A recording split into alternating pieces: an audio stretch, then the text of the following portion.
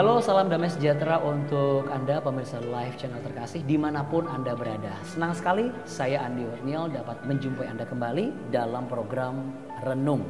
Dan kali ini telah hadir bersama dengan kita Romo Andreas Atawolo OFM atau yang akrab dipanggil sebagai Romo Andre.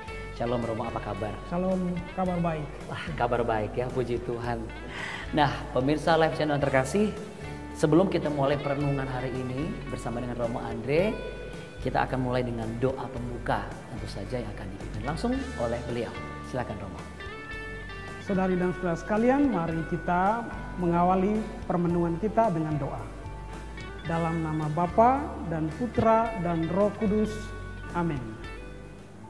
Ya Tuhan, kami bersyukur kepadamu karena Engkau telah lahir bagi kami. Engkau adalah terang yang datang untuk menyelamatkan kami, menghalau kegelapan hati kami. Engkau menampakkan diri kepada kami. Kami bersyukur atas semua itu. Kami memohon kepadamu pada kesempatan ini, terangilah hati kami, terangilah pikiran kami, agar kami mampu merenungkan sabda yang Engkau berikan kepada kami, yang adalah Engkau sendiri. Dan semoga sabda yang kami renungkan ini pada akhirnya membawa buah dalam kehidupan kami, dalam tugas pelayanan kami. Kami mohon ini ya Tuhan, demi Kristus Tuhan dan Juru Selamat kami. Amin. Amin. Dalam nama Bapa dan Putra dan Roh Kudus. Amin. Ya, pemirsa live channel terkasih, doa sudah kita lakukan.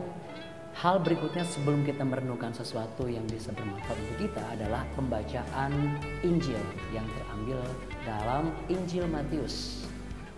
Mari kita mulai bersama.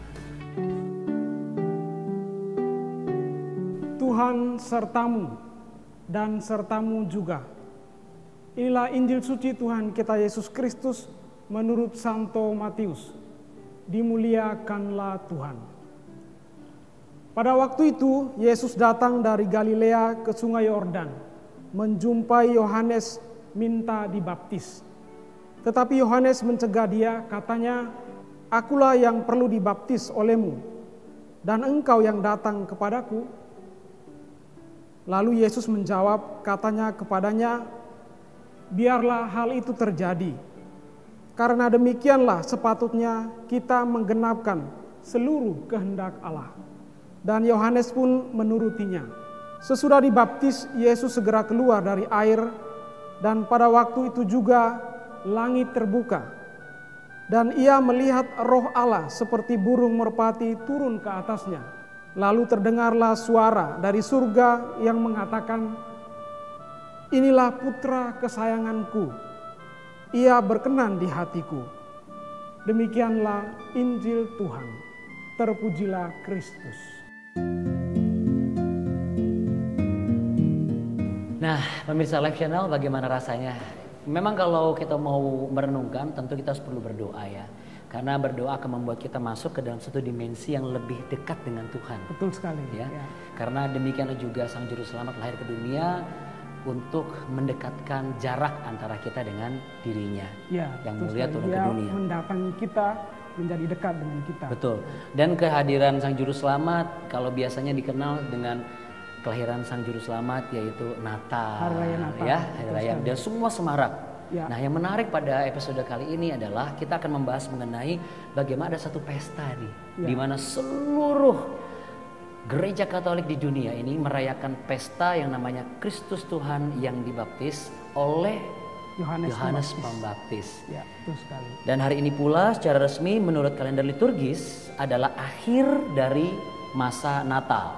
Nah, justru sebelum kita meninggalkan aneka upacara dan perayaan Natal, kali ini melalui program Renung kami ingin mengajak seperti gereja yang biasa juga mengajak para jemaatnya untuk mengikuti jalan yang ditempuh Sang Juru Selamat, gitu ya Pak ya, dari satu pertama, pemberian kedua dan sebagainya terus ya, atau jalan yang mana sih Romo sebenarnya? Iya, jadi ini menarik karena setelah kita merenungkan kelahirannya, ya, sebelum kita akan masuk ke masa biasa, kita hari ini secara khusus merenungkan bahwa ia juga dibaptis, ya. Nah, ya bayangkan bahwa Yesus antri ya di hadapan Yohanes Pembaptis untuk menunggu giliran untuk dibaptis, seperti kita yang dibaptis, orang-orang Katolik yang dibaptis. Artinya Yesus yang mulia juga rela menunggu dan tidak diistimewakan gitu ya. Nah, itulah keistimewaan pesta hari ini ya, bahwa Yesus yang kita imani, dia yang ilahi, itu dia sendiri justru menunjukkan teladan itu, bahwa dia sendiri juga mau dibaptis oleh Yohanes Pembaptis. Nah, yang menarik adalah rupanya bukan hanya masalah bagaimana Yesus menjadi teladan bagi orang percaya, khususnya umat Katolik, untuk belajar merendahkan diri. Ya, betul ya, persis ya. Ya kan? Karena seharusnya kan yang membaptis mungkin harusnya pantasnya Yesus, karena kan Yohanes bilang, bukan saya yang membaptis, harusnya aku yang membaptis. Dan yang menarik tadi Romo katakan bahwa ada satu situasi di mana Yesus pun rupanya antri juga untuk masuk ke kolam pembaptisan sebelum dibaptis oleh Yohanes Pembaptis. Ya, jadi itu untuk membahasakan bahwa kita membayangkan bahwa Yesus yang ilahi, dia Tuhan, itu dia sendiri justru ya mau dibaptis. Artinya tadi ya, ini teladan kerendahan hati. Jadi Yesus yang kita imani, yang lahir bagi kita, dia adalah Tuhan yang rendah hati. Ya. Dan saya melihat ada makna lain nih, Pak Romo. Umat Katolik juga diajarkan dan diingatkan bahwa kalau ngantri, ngambil perjamuan, ngantri dalam ibadah ya jangan marah-marah gitu ya. Ya, betul sekali, tentu saja. Jangan dorong-dorongan atau apa gitu ya. Ya. Karena memang itu membutuhkan satu kerendahan hati ketika kita sedang dalam masa-masa ini hak saya, tetapi masih ada orang di depan gitu. Ya intinya Injil hari ini ya yang ditampilkan di sini tokoh Yesus sebagai sentral dan dia menunjukkan itu ya kerendahan hati ya. Apa makna yang lebih dalam dari kerendahan hati yang disampaikan dalam pembacaan tadi? Ya, kalau kita melihat Yesus yang ditampilkan sebagai orang yang mau dibaptis oleh Yohanes Pembaptis ya, itu adalah ya misteri kerendahan hati Allah ya. Jadi itu yang biasanya kita sebut sebagai misteri inkarnasi ya. Firman menjadi manusia ya. Ia Ini menjadi menarik. manusia seperti kita, ya dia juga menunjukkan teladan dengan ya, dibaptis agar sakramen baptis yang kita yakini ya sebagai sakramen itu ya sungguh-sungguh sesuatu yang bermakna bagi kita. Jadi karena perlu digarisbawahi tadi ya. Karena Yesus sendiri justru mulai menunjukkan itu sebagai sesuatu yang bermakna. Maka bagi kita itu suatu makna yang mendalam. Tadi menarik tuh Remo, misteri inkarnasi, bukan reinkarnasi. Inkarnasi. Ya. Nah, mungkin juga ada beberapa rekan-rekan yang lainnya yang juga umat Katolik, tapi mungkin juga kurang begitu jeli dalam konteks mengenai makna misteri kerendahan hati Yesus dalam misteri inkarnasi ini. Apa perbedaan antara kerendahan hati dalam misteri inkarnasi Yesus ini yang bisa Romo jelaskan? Ya, inkarnasi berarti Allah, dia yang ilahi, yang maha tinggi itu menjadi daging, firman menjadi daging ya. Kata-kata yang keluar dari mulut Allah ya, sekarang dia menjelma seperti manusia, seperti kita. Dalam arti itu dikatakan bahwa firman menjadi daging ya. Dia mewujudkan diri, mewahyukan diri sebagai daging, sebagai manusia, mengalami kelemahan seperti kita kecuali dalam hal dosa ya, dalam keyakinan kita demikian ya. Apa yang bisa menjadi panutan dan keteladanan untuk khususnya umat Katolik hari-hari ini yang bisa merefleksikan kerendahan hati dalam misteri inkarnasi Yesus dalam peristiwa Yesus dibaptis oleh Yohanes Pembaptis? Yang paling utama ialah bahwa sakramen ini bermakna mendalam bagi hidup kita ya. Kalau orang dibaptis artinya ia masuk dalam persekutuan hidup ilahi sendiri ya. Apa artinya itu bagi kita orang Kristen? Artinya mengalami keselamatan ya. Dibaptis berarti masuk dalam persekutuan ilahi, mengalami, ikut berpartisipasi dalam kehidupan ilahi, dan itulah yang kita sebut sebagai keselamatan. Kita dibarui. Apa yang bisa dilakukan aplikasi secara keseharian ketika kita sudah mulai bersinggungan dan terjun dalam kehidupan bermasyarakat supaya bisa memancarkan nilai yang Romo sampaikan tadi? Hal sederhana kira-kira apa? Tentu saja itu harus berbuah ya dalam hidup kita. Maka orang Kristen, orang yang dibaptis harus menunjukkan bahwa dia menjadi orang yang rendah hati, meneladani Yesus setiap hari dalam tugas pelayanannya, dalam kehidupannya sehari-hari. Ya. untuk mengingatkan kembali. Jadi supaya seluruh umat Kristiani khususnya umat Katolik bisa tidak lupa kira-kira Injil apa yang harus selalu kita baca untuk mengingat peristiwa ini. Ya, tentu saja Injil hari ini sudah berbicara kepada kita ya bahwa Yesus sendiri dibaptis, dan ketika ia dibaptis ya, Bapa sendiri mengatakan inilah anakku yang kukasihi, dengarkanlah dia ya. Jadi ya Injil selalu penting bagi kita, semua Injil. Tapi kalau mau secara khusus memaknai pembaptisan, maka bacalah teks hari ini sebagai salah satu contoh untuk menjadi inspirasi bagi kehidupan kita. Ya, Romo, pertanyaan terakhir dari pembacaan Injil kita tadi, penghayatan kita, lalu juga bertepatan juga dengan hari yang spesial ini, apa yang menjadi refleksi secara nyata ketika umat Kristen khususnya Gereja Katolik yang sedang dalam suasana gembira masuk dalam kehidupan bermasyarakat. Tapi itu bagian dari makna dari hari yang istimewa ini.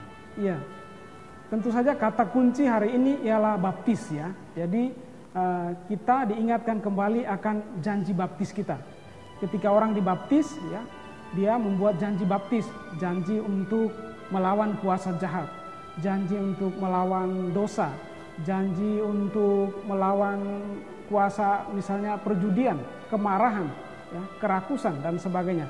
Dan itulah yang ingin diingatkan kepada kita semua, bahwa dengan merayakan ini, dengan memaknai pembaptisan Yesus Kristus, kita juga diingatkan untuk memaknai janji baptis itu, menghayatinya, menerapkannya dalam sikap-sikap konkret hidup kita.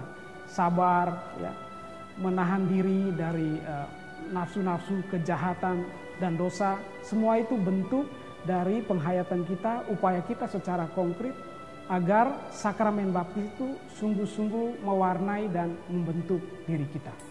Baik, pemirsa Live Channel terkasih, satu langkah lagi agar perenungan kita menjadi sesuatu yang benar-benar tertera dalam hati dan sanubari setiap kita. Untuk itu kami minta Romo Andre berkenan untuk memimpin doa penutup. Romo, baik, silakan. Mari kita menutup permenungan kita pada kesempatan ini. Kita berdoa bersama. Dalam nama Bapa dan Putra dan Roh Kudus. Amin. Tuhan yang penuh kasih, kami berterima kasih kepadamu karena Engkau telah mencerahkan kami, mencerahkan pikiran dan budi kami dengan sabdamu. Engkau mengingatkan kembali kami semua akan begitu pentingnya makna pembaptisan, akan janji baptis yang telah kami ungkapkan. Tuhan, bantulah kami dengan Roh Kudus-Mu. Semoga dengan permenungan sabda ini kami dikuatkan, kami disertai oleh Roh-Mu untuk mewujudkan janji baptis kami dalam kehidupan kami sehari-hari. Kami mohonkan ini ya Bapa, demi Kristus Tuhan dan Juru Selamat kami. Amin. Dalam nama Bapa dan Putra dan Roh Kudus. Amin. Amin. Ya, pemirsa Live Channel terkasih dimanapun Anda berada, saya percaya Anda mendapatkan sesuatu yang bermakna hari ini. Selamat merayakan untuk semua gereja Katolik dalam suasana meriah, namun jangan lupa menepati janji baptisnya. Dan jadilah terang agar misteri inkarnasi Kristus tampak dalam kehidupan bermasyarakat, agar namanya semakin dimuliakan dari kehidupan kita. Saya Andi Otniel, terima kasih untuk Romo Andre, sampai jumpa lagi. Terima kasih. Sama-sama Romo Andre dan pemirsa Live Channel terkasih, sampai jumpa di episode renung selanjutnya. Shalom, Tuhan Yesus memberkati.